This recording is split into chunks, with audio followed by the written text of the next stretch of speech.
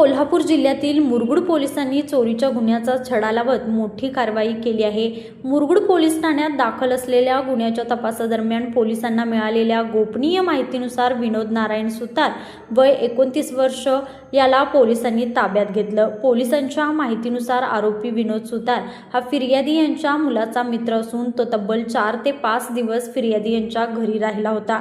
याच दरम्यान घरातील लोखंडी तिजोरीमधून सोन्याचे दागिने चोरीला गेल्याचे समोर आले।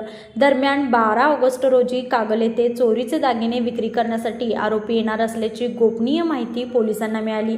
या माहितीच्या आधारे सहाय्यक पोलीस निरीक्षक क्रांती पाटील यांच्या मार्गदर्शनाखाली पोलिसांनी बिद्री सहकारी साखर कारखान्याच्या गेटजवळ सापळा रचून विनोद नारायण सुतार याला ताब्यात घेतलं। चौकशीत आरोपीने चोरीची कबुली दिल्याची माहिती पोलिसांनी दिली। त्यानंतर पोलिसांनी केलेल्या तपासात 70,000 रुपये किमतीचे अर्ध्या तोळ्याचे वजनाची सोन्याची बोरमाळ, 20,000 रुपये किमतीचे 2.5 ग्रॅम वजनाचे सोन्याचे मंगळसूत्र आणि 20,000 रुपये किमतीचे 2.5 ग्रॅम वजनाचे सोन्याचे 2 रिंग असा एकूण 1,10,000 रुपये किमतीचा मुद्देमाल आरोपीकडून जप्त करण्यात आला। या प्रकरणात आरोपीला अटक करण्यात आली असून त्याच्याकडे अधिक तपास सुरू आहे। ही कारवाई वरिष्ठ पोलीस अधिकाऱ्यांच्या मार्गदर्शनाखाली सहाय्यक पोलीस निरीक्षक क्रांती पाटील व त्यांच्या टीमने केली।